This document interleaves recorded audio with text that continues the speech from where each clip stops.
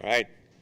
Welcome to the first in our three-part speaking series to commemorate the World Quantum Day, which takes place every year on April the 14th. But in Chattanooga, we extend the observation of World Quantum Day into 6 weeks of learning opportunities. To kick off Chattanooga's live World Quantum Day events, we are pleased to have Dr. Lukens with us. Dr. Lukens is the Senior Director of Quantum Networking and Research Professor at Arizona State University and maintains a joint faculty appointment at Oak Ridge National Lab. He receives his bachelor's in electrical engineering and physics from the University of Alabama, Tuscaloosa, and his PhD in electrical engineering from Purdue University, Indiana in 2015. Prior to his current position, Dr. Lukens was a Wigner Fellow and a research scientist in quantum information science at Oak Ridge National Laboratory.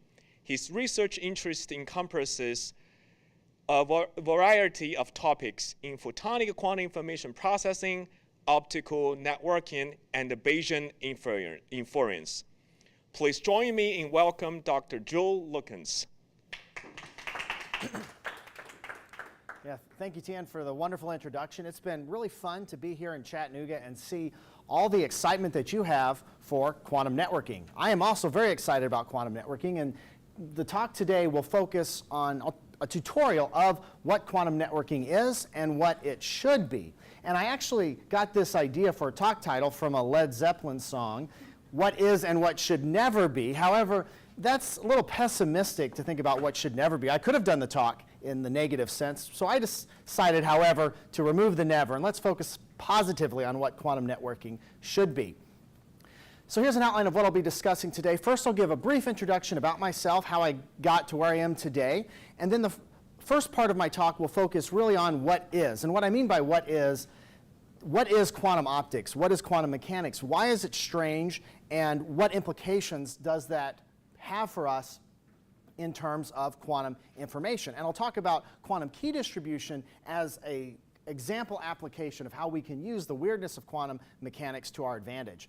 And then the second part of my talk, I'll focus more on the future. What should be? How can we be on a path toward a quantum internet? How my research in FlexGrid quantum networking is pushing in that direction, and what are some of the exciting applications we can envision in the future. So first, just a little bit about myself. As Tian mentioned in the introduction, I graduated from the University of Alabama in 2011, and I was fortunate enough to do some undergraduate research while at the university, which inspired me to pursue graduate studies. I went to Purdue in 2011, and I graduated with a PhD in 2015. And my dissertation was entitled Novel Applications of Photonic Signal Processing, Temporal Cloaking, which I'd love to talk about today, but there's no time, and biphoton pulse shaping. And the second half was actually how I got interested in quantum mechanics. So when I went to graduate school, my advisor, Andy Weiner, worked exclusively on classical optics, but we had a grant come in roughly a year into my studies to allow us to buy equipment to study quantum optics, so detect single photons. And so I shifted into that for the latter part of my PhD, and I loved it. And because of that, I pursued a position at Oak Ridge National Laboratory in their Quantum Information Science Group, now a section. I was there as research staff until 2022. And in 2022, I accepted a position as the Senior Director of Quantum Networking at Arizona State University, and I maintain a joint faculty appointment at ORNL.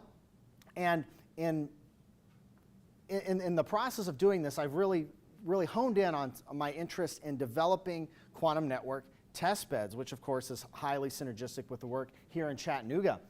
And in fact, as I was preparing my talk, I thought it very interesting. So I was actually hired under something called the Quantum Collaborative at Arizona State, and I see now you in Chattanooga have another quantum collaborative, and I think it's really exciting to see the growth of these collaborative initiatives that bring together industry, academia, and national labs. It's really what we need to move the field forward, and I'm excited to be a part of one at Arizona State, and also excited to see one here in Chattanooga.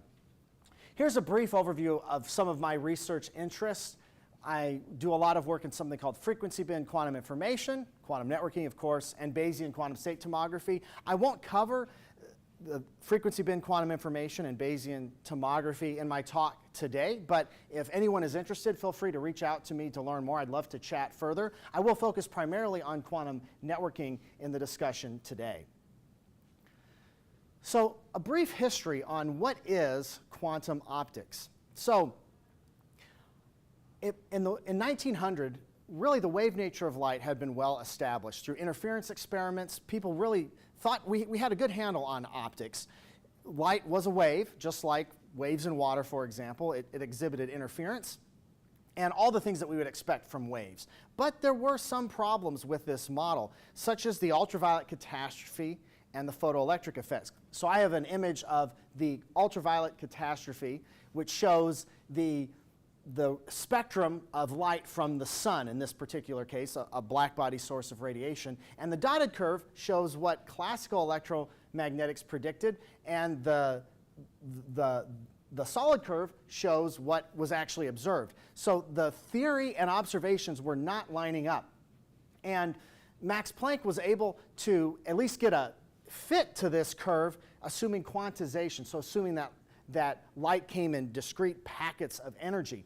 And that was really just a mathematical tool at the time, but Einstein actually proposed a particle to explain it, which became known as light quanta, or photons. And these photons have energy that is proportional to their frequency. And because of this, you actually have particle effects with light.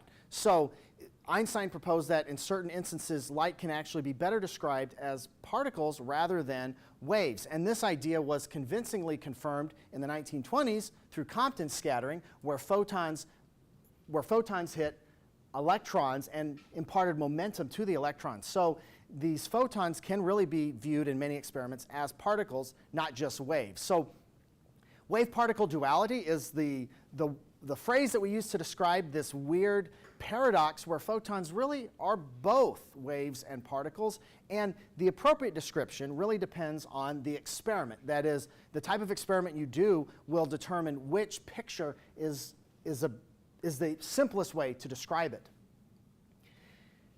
Now, in the following years, quantum mechanics developed rapidly, and through efforts of many scientists. I list a few famous ones here. And the mathematical models worked very well for explaining many phenomena that we observed at the atomic level. However, there were some problems with quantum theory, and Einstein, Podolsky, and Rosen, or EPR, in 1935, pointed out some of these weird paradoxes that quantum theory presented in a paper that they called "Can Quantum Mechanical Description of Physical Reality Be Considered Complete?" And in this paper, they proposed a Gedanken, or thought experiment, where they envisioned entangled particles that were separated far from each other and measured randomly. And what they showed was that the mathematics of quantum theory predicted that the measurement result at one particle impacted the state of the other particle, even if they were located potentially infinitely far away. And Einstein pointed this out as there's got to be a problem here. You can't have instantaneous propagation of results from one particle to the other. And he actually called this spooky action at a distance. And Einstein, in fact, he proposed this not really as something that we could test in the laboratory, but really as a point that there's got to be a better theory that doesn't have these deficiencies, but that can still accurately describe what we observe in nature. And EPR's conclusion was that quantum mechanics is really an incomplete theory, that there's got to be a better description which satisfies locality. And there were famous debates in these times between Niels Bohr and Albert Einstein about the best way to describe quantum mechanics. And so one of the reasons for saying there's something rotten in the state of Denmark, which is a Shakespeare quote, of course, is actually Bohr was a Danish scientist. So there really was something rotten, at least according to Einstein, in the state of Denmark. Now, this conceptual idea that Einstein proposed, or at least pointed to some potential issues with quantum theory, stayed in the conceptual domain for many years until John Bell in 1964 actually proposed an experiment to test quantum mechanics against local theories. And so, as I like to say, it moved the question from a Gedanken experiment to a get-done-can experiment. And Gary the snail is not very impressed with my pun. However, it really is an important step forward for quantum mechanics because now these philosophical questions, which are extremely important, actually can be empirically tested in the laboratory. And Bell developed this theorem where he looked at two particles again, just like in the original EPR proposal, that are separated, so they're entangled, and then they fly to two different detectors. And each detector will say Alice and Bob. They do random measurements and record their outcomes. And Bell showed that in any local theory, correlations observed in these measurement outcomes, we'll call it S here. I won't go into the details of how S is defined, but this particular quantity is confined to between a number, or between -2 and +2. That's any local theory. However, quantum mechanically, it is possible, just following quantum theory, to get parameters that are larger than this, namely plus or minus 2 square roots of 2, which is about 2.8. And so what this means is that if you do tests in the laboratory and you get a value of S that's greater than 2, then actually it's impossible to come up with a local theory to describe the results. And in the following years, there were many experiments that tested Bell inequality in the 70s and 80s, and they validated it against quantum theory. But all these early experiments had at least one loophole. And what that means is that there was something not ideal about them. Maybe they weren't randomly switching their measurements fast enough. Maybe they weren't detecting enough photons, where at least in theory one could imagine some other possible explanation. And so I like to call this gremlins because we don't really have, like, it's not as though there was a theory that described these results, but at least hypothetically there could be gremlins, little creatures that historically have been associated with mechanical failures in various contexts that could potentially explain these quantum results. And so you might be familiar with the Gremlins movies from the 80s. Here's a gremlin from the Twilight Zone in the 1960s. And so what I like to think about when we're closing the loopholes in Bell tests, what we're really saying is we're ruling out any local gremlins that could be hidden in our devices, causing us to actually believe quantum mechanics is true when it is not. And in 2015, 3 experiments closed all of these loopholes, and they were performed in Delft, Vienna, and Boulder. And interestingly enough, the Boulder experiment used a photon source that was developed at ORNL. So it shows just really how interconnected this field is in quantum optics. And so with these results, not as though anyone was questioning quantum mechanics in 2015, but it really just kind of closed the book really on these Bell inequality tests. And so we can say with, I would say, very, very reasonable confidence, the physical world really is quantum. The next question, though, is what can we do with it? Can the fact that the world is quantum be more than just an observation and actually be something useful? And in fact, it can be through a whole field known as quantum information. So to understand quantum information, how we get there, I like to focus on the simplest quantum system I know, and that's polarization of light. So electromagnetic radiation can oscillate in 2 possible directions as it propagates. So if it's coming to the screen here, it can propagate horizontally, or excuse me, it can oscillate horizontally or vertically.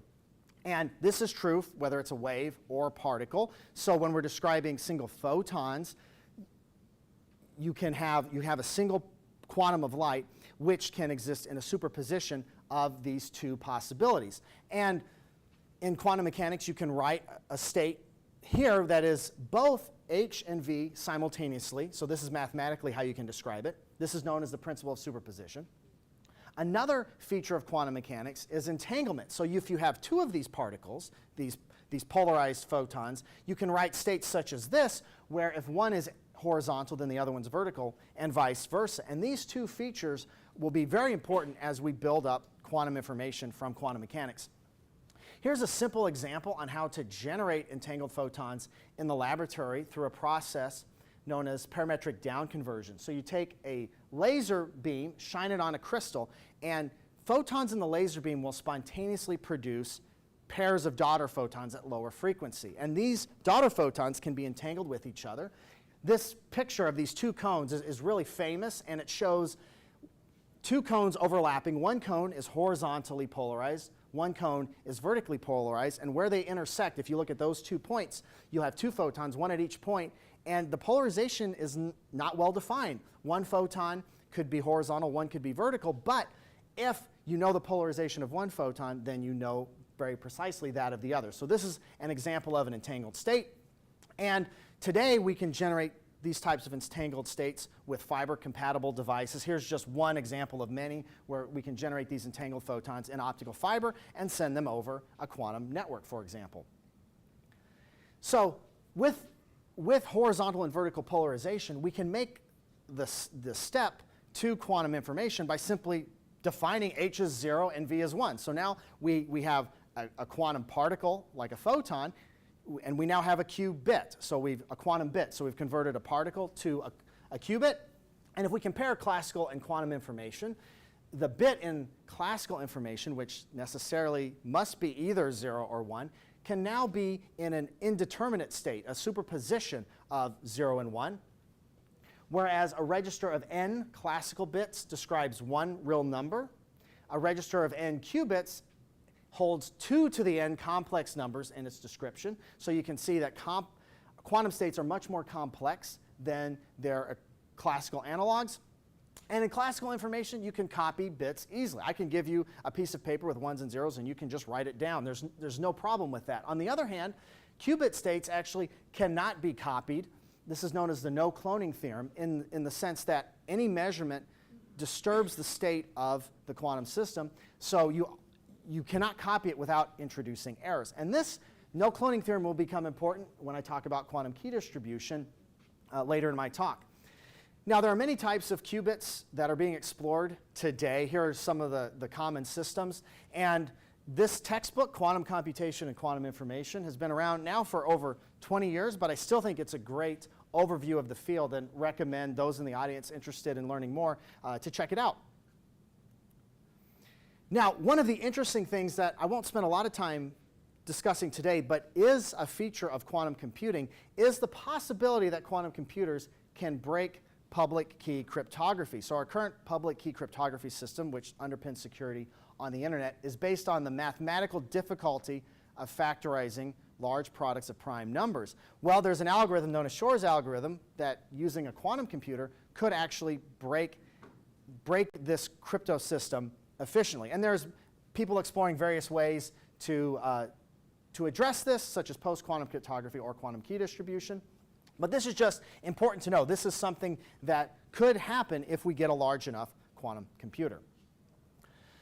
So, as an example of how we can use quantum information in a practical way, quantum key distribution is what I would call the original application of quantum information science. So as I mentioned, classical cryptography currently is based on the complexity of mathematical problems. So a mathematical advance, maybe that we don't know about or haven't discovered yet, or maybe a quantum computer could break this type of cryptography.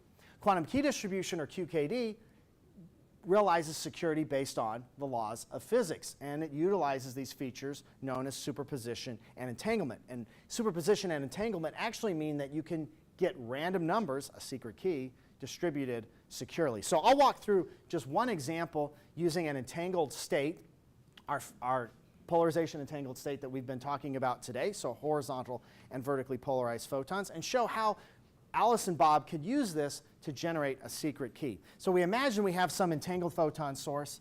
One photon goes to Alice, one goes to Bob. And Alice and Bob randomly decide if they're going to rotate the state of polarization or not rotate it. So let's see what happens if neither of them rotate polarization. Well, when Alice gets a horizontal, or 0 in this case, Bob always also gets a 0. Alice could also get a vertical, but Bob will necessarily have to get a vertical as well because of the correlations in their state. These correlations also hold if they both rotate the polarization of the photon first. So every time Alice gets a 0, so does Bob. Same with 1. However, if one of the two rotates the polarization and the other doesn't, these correlations are lost. So Alice will get when Alice gets a 0, Bob could get a 0 or 1. Same thing happens if Alice gets a 1. And so through this procedure, Alice and Bob do these measurements. They record what results they get. And if they announce did they rotate or not rotate the polarization, they can sift through all their results and say, okay, these are situations where where Alice and Bob, we know that we got the same results. And so we can use these results to build a secret key, because even though Alice knows she got the same results as Bob, nobody else knows what those results are. They were still random, but they're correlated. And importantly, if Alice and Bob take a subset of their zeros and ones and compare them and find that there's a lot of errors, that means somebody has been eavesdropping in the system. So because your eavesdropper will not always pick the right measurement or the same measurement that Alice or Bob did, it will produce errors. And so this is what's really cool about QKD, is you can distribute a secret key to two users, and just by looking at the error rates, you can tell if someone's eavesdropping. So you can actually guarantee that you have a secret key known only to Alice and Bob. And if the error rate is too high, maybe they can't build a secret key, but they at least know they're not going to use a key that is insecure. And they can know that just through the properties of quantum physics. Now, QKD, as mature as it is, it has been around in test beds for many years. Here's an inexhaustive listing, very inexhaustive. There's been many test beds built over the world for quantum key distribution. I find it fascinating that the first one was almost 20 years ago, a DARPA quantum network in Boston, so well ahead of its time as quantum networks have matured over the last few years. And I would say probably the most advanced QKD network is currently in China. Here's an example showing the cities connected with optical fiber, roughly 2,000 kilometers in distance. And if you include the satellite link as well, that total distance expands to 4,600 kilometers. So these are all examples of networks where you're distributing a secret key, you're building your security based on quantum properties. Now, as I mentioned before, we might be facing a crypto apocalypse in the near future. And the question is, how near is that future? And I think a lot of people would say, well, it's still going to be many years before we have a big enough quantum computer to break cryptography, and so we don't really need to worry yet. Well, the Mosca inequality, I think, helps clarify the fact that we probably actually do need to think about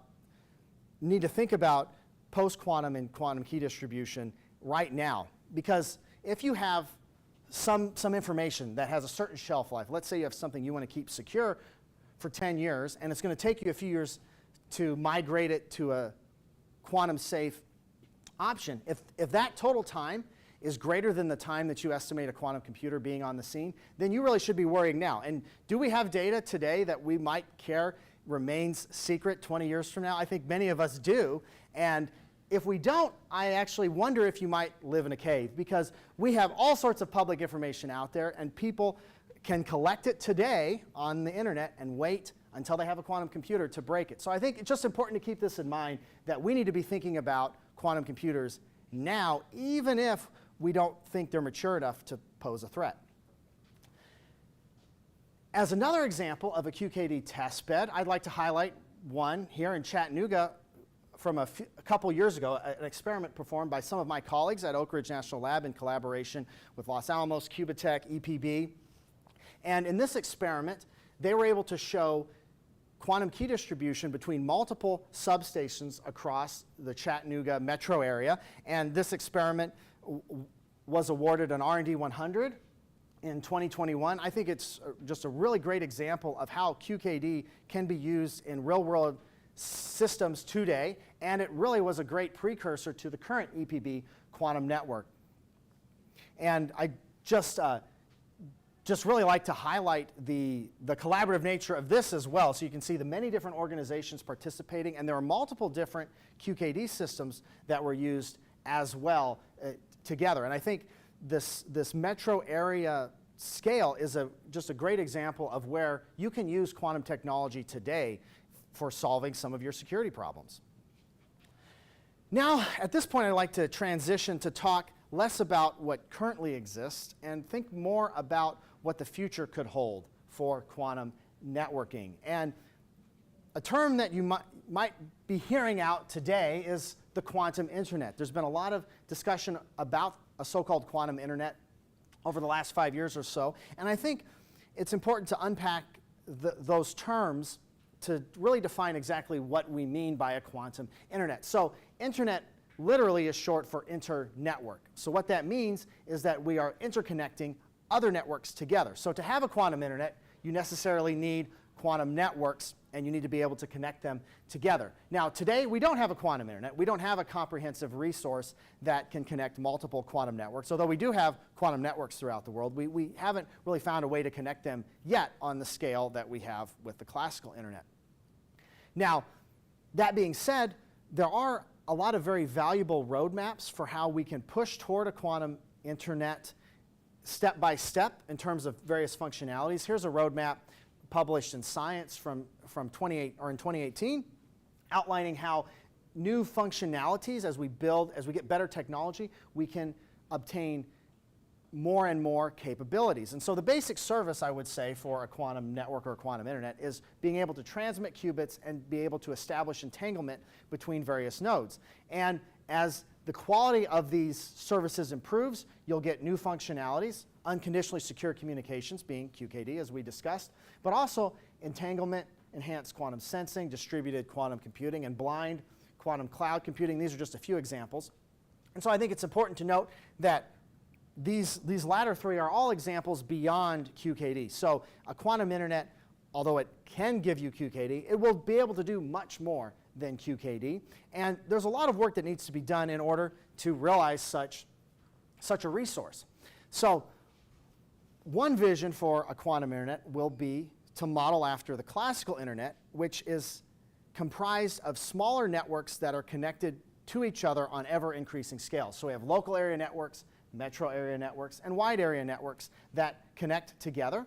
And in order to make this happen, we're going to need a lot of quantum devices like nodes, switches, routers, and repeaters. And really, there's a lot of work to be done in all of these areas. I'm focusing myself primarily on nodes, switches, and routers, not really repeaters in my current research, but repeaters are absolutely essential if we're going to get quantum wide area networks on much larger than metro scales. So how my specific research is contributing to this vision of quantum networking, I have recently, or I would say our last few years, been focusing on a paradigm known as FlexGrid entanglement distribution. And it's based on ideas that have been around for several years now in classical networking. Elastic optical networking is another name for FlexGrid. And in this approach, rather than assigning fixed wavelength channels to every user on your network, you can adaptively provision them appropriately based on demand. So for example, if we have different users, like in this picture here, say one user needs a terabit per second of data, someone else only needs 10 gigabits per second, there's no need to give them the same bandwidth. You can give the terabit user more bandwidth than the 10 gigabit per second user, and you can allocate it dynamically. You can also do this without electrical conversion. So using devices known as wavelength selective switches, you can pick various portions of your spectrum and send them to different output fibers on demand. And also you can manage these networks more efficiently than using individual wavelengths, because you can just focus on managing individual demands rather than, for example, with your terabit per second data, having to keep track of a dozen different smaller channels. You can focus on just one at a time. And these advantages have been making their way into classical communications for several years now. And a question that I posed a few years ago is, how can we bring these same advantages to quantum networking? Can we use this classical technology effectively in the quantum domain? And to do so, let's consider a wavelength multiplex entanglement resource. So I've talked about polarization entanglement, but that's not the only type of entanglement you can realize with photons. There's many different degrees of freedom that photons can be entangled in. Another one is frequency. And so when you generate entangled photons by shining a laser beam on a crystal, by energy conservation, if, say, one of the daughter photons has lower energy, then the matched photon will have to have higher energy, and vice versa, because whatever the energy of the two generated photons are, they have to sum to the original energy of your laser. And so what that means is that you can get entanglement in the frequency domain as well as the polarization domain. And so if we have such a source that's entangled in both degrees of freedom, we can use the frequency degree of freedom, carve out different wavelength division multiplex WDM bins, and we can allocate them to different users. So for example, let's say we send these inner two bins to Alice and Charlie, and the next one's to Alice and Bob, and the next one's to Bob and Charlie. And what each of these pairs of bins will do, they will give a resource to these users that are entangled in the polarization degree of freedom. So we have two degrees of freedom that we're using, one for multiplexing and one for entanglement. And if we have enough WDM channels, roughly n squared if we want to entangle n users in a fully connected fashion, we can build up very complicated mesh networks just by using wavelength division multiplexing. And using the flex grid paradigm, not only can we do wavelength division multiplexing, but we can do it in an adaptive, reconfigurable way. So this was a tabletop experiment that I was a part of a few years ago. We have an entangled photon source and then a wavelength selective switch, WSS. This device, again, will allow you to pick at will which wavelength bands and how wide, where their center frequency is, goes to any of these output fibers. So in this case, we had 4 users on our tabletop, and the wavelength selective switch could pick which user gets which bandwidth. And the advantages of this approach, one is it allows you to allocate potentially very limited network resources in an efficient way. And even though a WSS generally has fairly high loss, so that means you lose a lot of photons as you go through it, you don't lose more photons as you add users, because to add a user just means to send light to a different output fiber. So you can scalably add many users, potentially 20 or more. These devices have many output fibers available, and you can keep adding users without disrupting the performance of your network. So here are some results where we're showing the photon pairs detected for various combinations of users. Alice, Bob, Charlie, and Dave here. And you can see in this first configuration, Alice and Bob are getting many more photon pairs than anyone else. This is a logarithmic scale.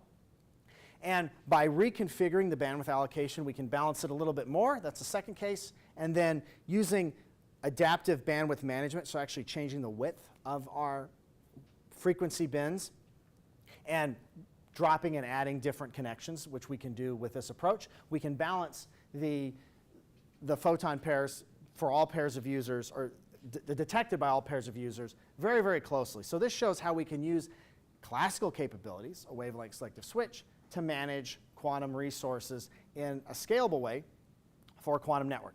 Now, a quantum network on an optical table, in my opinion, is an oxymoron. Really, when we have a network, we want it to be distributed in some fashion. And we sought to do so at Oak Ridge a few years ago in building a quantum local area network testbed. So here's a map of our network testbed as of a few years ago. We've added a few more nodes since then. In this first experiment, we had 3 nodes, Alice, Bob, and Charlie, in 3 different buildings. They're all connected with optical fiber, not in straight line pathways, but still also not significantly different from these straight line pathways. They're pretty efficient light paths between each users. And we use this flex grid idea for managing entanglement in this distributed quantum network. Now, to make this happen took a lot of engineering, and here's just an image of the setups at each one of the 3 nodes. Again, I won't go into all the details here. You're welcome to check out some of our papers for more information. But at a high level, we have just the distribution and detection of entanglement. So we have entangled photons at Alice that are generated and then sent to these different users. And Alice receives some fraction of the bandwidth, Bob and Charlie other fractions. And at each of the users, we do some measurement on those photons. Now, in a quantum network, we also need a classical network to control and manage the resources, to control the measurements that we do, to timestamp the detection events at each of these locations. And we used FPGAs to do the timestamping.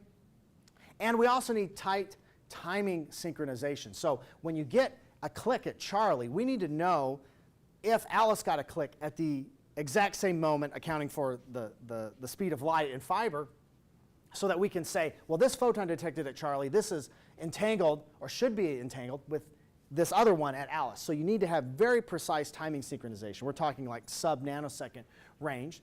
And to do that, in our network, we utilize White Rabbit timing synchronization. This is technology developed at CERN, which allows for distribution of clocks over metropolitan scale distances with like less than 10 picosecond jitter. It's really phenomenal.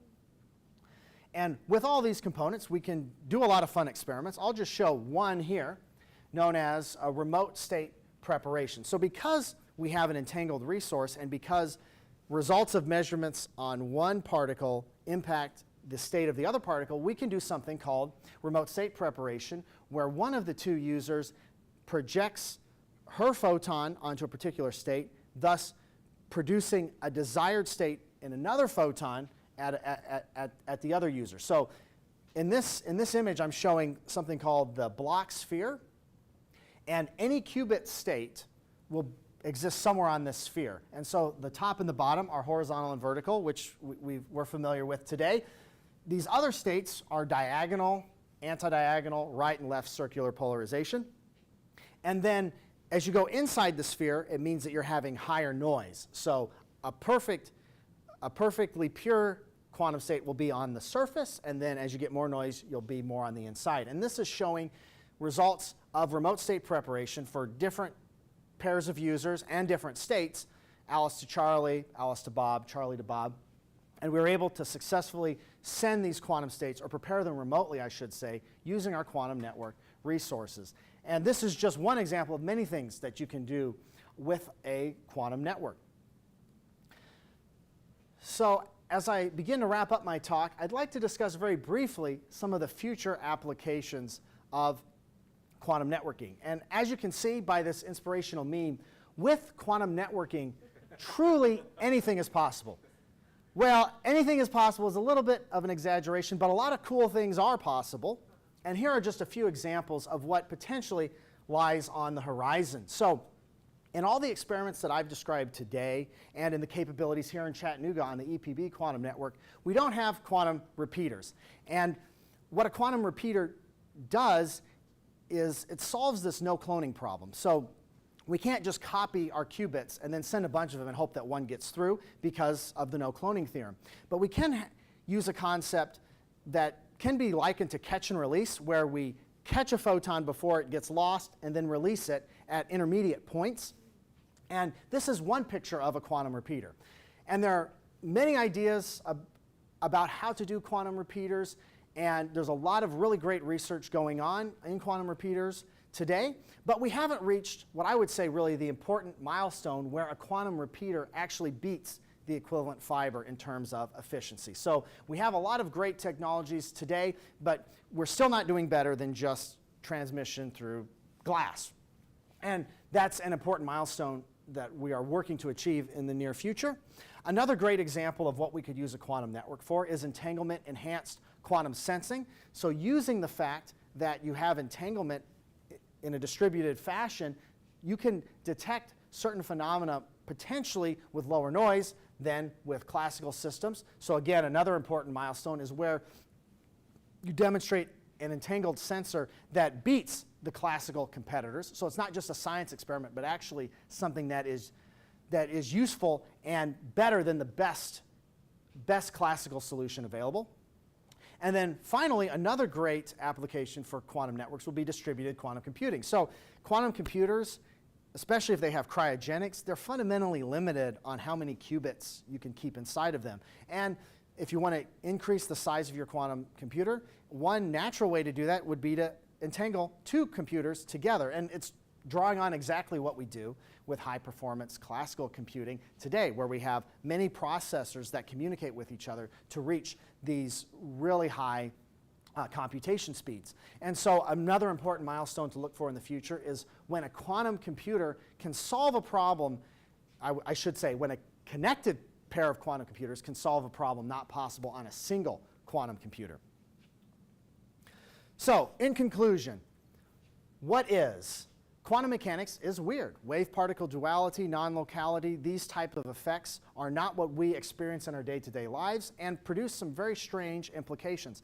But with quantum information, this weirdness actually becomes value. So we can use the fact that quantum mechanics is weird to do useful tasks in quantum information processing. And quantum key distribution is already an established application. When we think about what the future of quantum information might look like, we would really like to have a quantum internet where we can realize end-to-end entanglement between any 2 points on Earth. The work that I have been doing in FlexGrid quantum networking is one step in the right direction, and some of the applications we can hope to achieve through quantum networking include security, sensing, and computing. And although no one asked for my advice, here's an opportunity to give some. My advice for students who might be watching this talk is to study linear algebra. So when I first was introduced to quantum mechanics, it was through a traditional physics-based quantum mechanics course. I solved Schrodinger's equation. Really fun, really interesting. But when you work in quantum information, you find out you don't really use Schrodinger's equation very much. You use a lot of matrices, and you find a lot of eigenvalues, a lot of things that I didn't know I would need in quantum when I was an undergrad. So definitely focus on linear algebra. For professionals who might be watching, who perhaps are in their careers at a point where they don't really have time to relearn an entire new field like quantum information, what I would advise you is don't be afraid to ask questions to people like myself, people who might be quantum mechanics, as I try to describe what I'm doing. So quantum mechanics is difficult, but it's really not as bad as I think as a lot of people have presented it to be. And if someone like me is trying to convince you to use quantum in your application, it's on me to prove the value proposition to you. So I think don't be afraid to ask tough questions and make me explain what I'm doing. Don't accept an answer, well, it's confusing, it's quantum. Not good enough, and don't be afraid to ask those questions. And I think for everyone, never stop dreaming. I think really we can have imagination and find new opportunities in quantum information. There's many things that still need to be done in this field. So thank you so much for your time and attention, and I would be happy to discuss any questions you might have.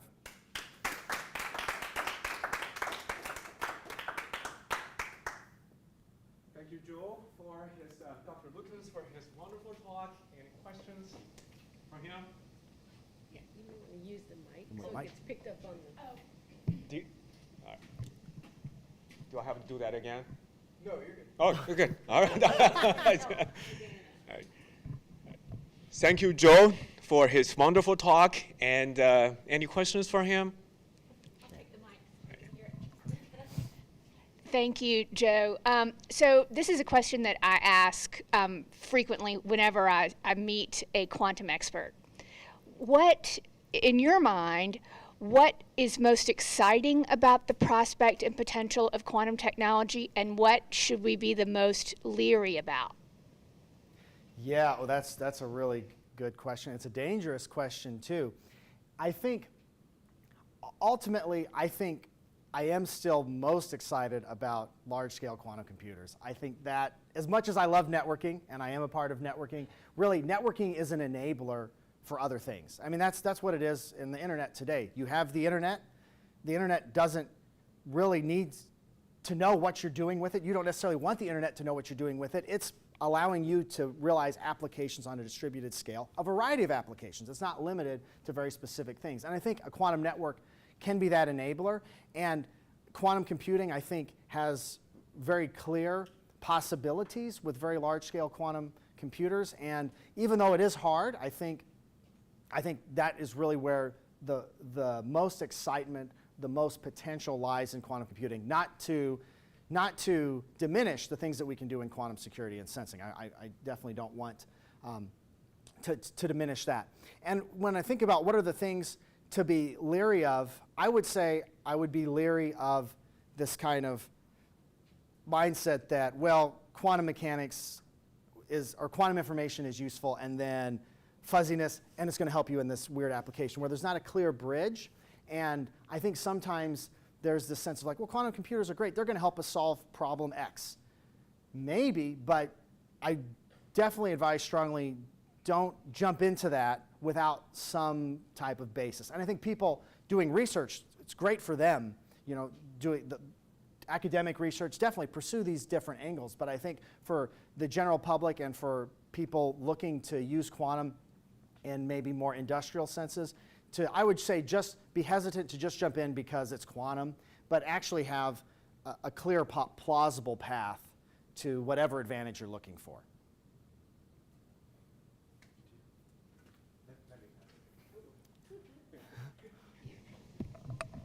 Thank you so much for being here. I really enjoyed that.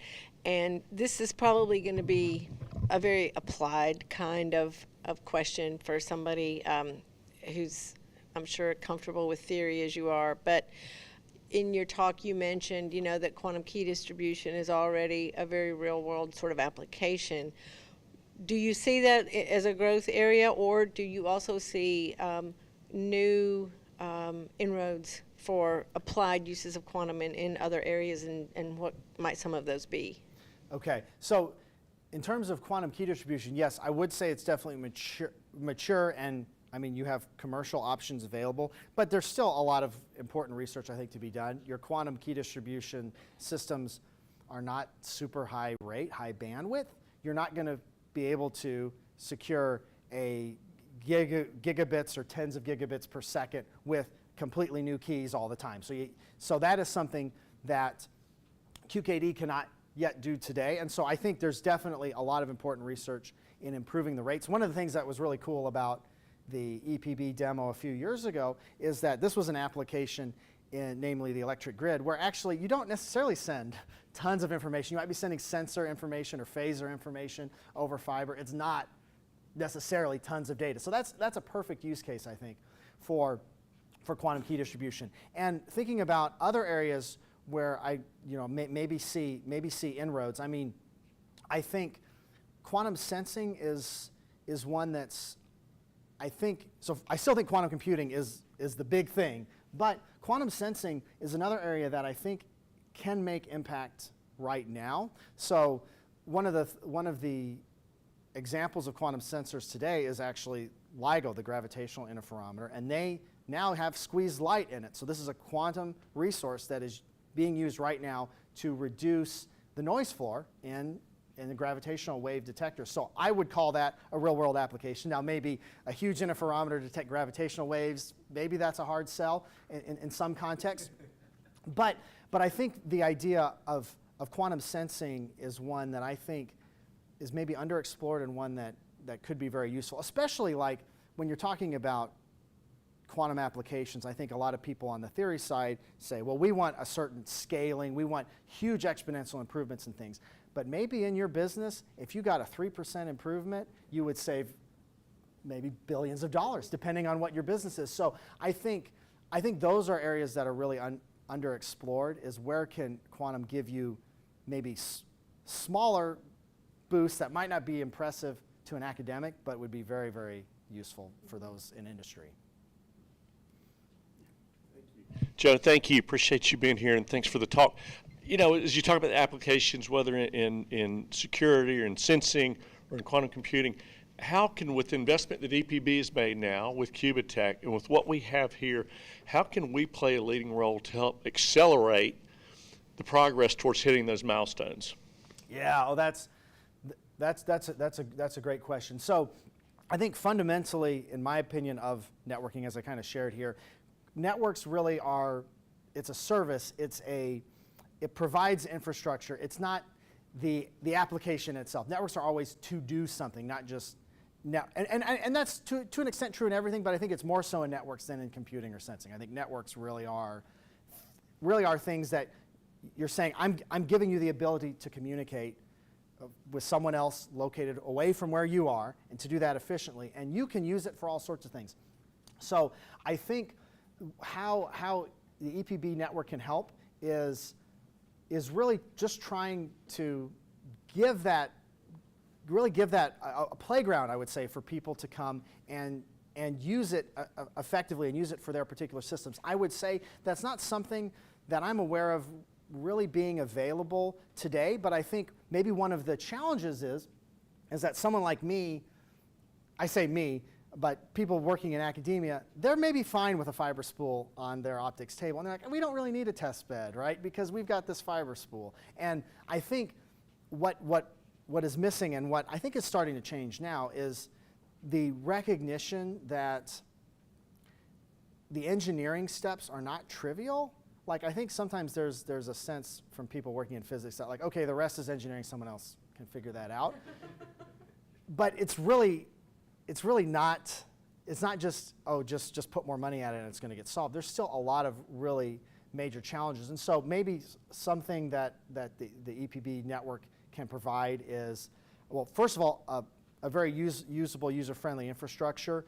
Also, variety, I think, is something that could potentially be useful. I think, I'm not sure if this is appropriate for EPB, but a lot of people are also interested in free space communications, and so maybe having that capability on network could be something that is also would be unique and something that one could provide. And I personally am really a big advocate of using the telecom band for communication, which is what the EPB network is designed to do.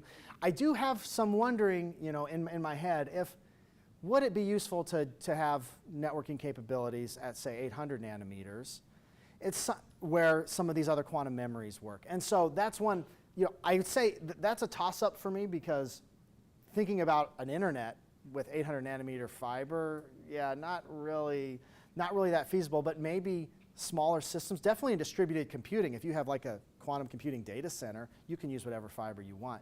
So that's another kind of variety that I think could potentially be useful in the field. And I think maybe just on the advocacy side is really just, I try to say this to as many people as I can, a 25 kilometer fiber spool is not 25 kilometers of real fiber. It's way different.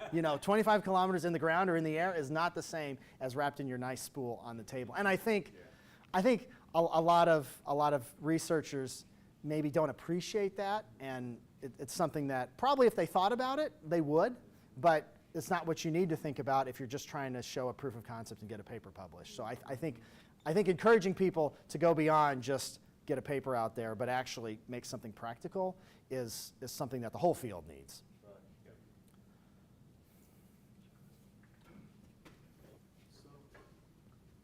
So the early discoveries in quantum physics were made over 100 years ago. It took almost that long to have quantum physics see in engineering systems, in engineered systems. Yeah. And with that comes broader use of quantum effects. So how much, and I know this is kind of an open question, but how much do you think we all need to know about quantum technology in order to make good decisions? Oh gosh, yeah, that's really a really good question, and I think one that it's hard for me to answer objectively, because I've spent so many years just diving in and talking about superposition and entanglement. Thinking about those various things. I think probably what people need to know about quantum information, I think, is let me say, I would say the highlights, namely that it can be useful for things. It's for specific applications. Let me say that, specific applications, and it's not a catch-all for everything. And when I think about how much do you really need to know about quantum mechanics, I think the basic highlights of here's the applications that it could enable here in networking, like security, communications, and sensing. I say that a lot, those three. And I think that's really the sort of things that the general public or decision makers can understand. And I think also one of the areas that is still missing, I think, in quantum is we really want to get to the point where you don't even care whether you're using a quantum computer or not. I want the point where somebody doesn't even know they're using a quantum network. They're just using what's available because it's the best out there. And that's a very hard standard to put us to right now. And we're certainly not there yet. But I think that's the sort of thing that decision makers can say, what is, maybe you're not there yet, but tell me what your proof is going to be that you have a quantum advantage in whatever the system is. And let's define that at the onset and say, okay, I recognize that you're not there yet, but let's make sure that we have a clear path to say this is what we're going to hit. And as a way to gauge success, that's not just, well, we're just doing more quantum.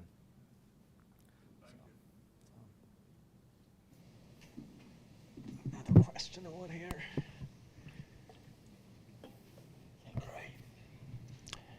Do you see quantum systems augmenting classical systems in the intermediate period of time? Are you going to see these two systems working together, and are there opportunities there?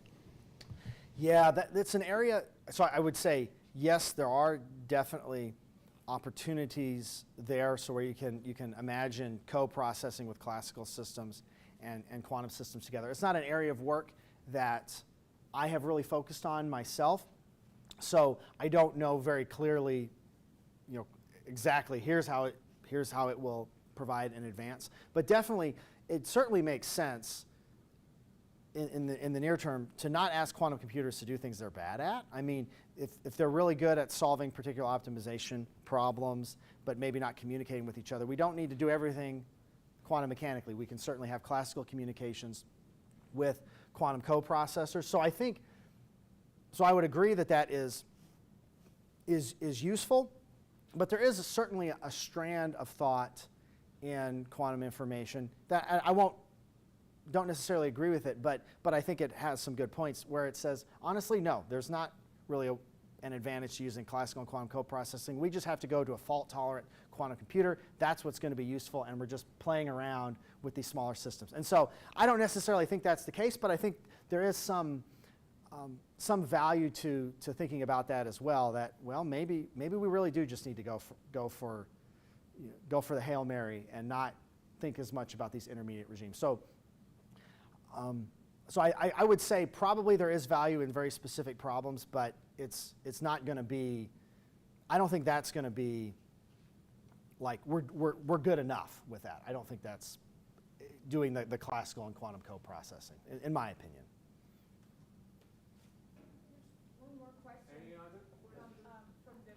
Oh, great.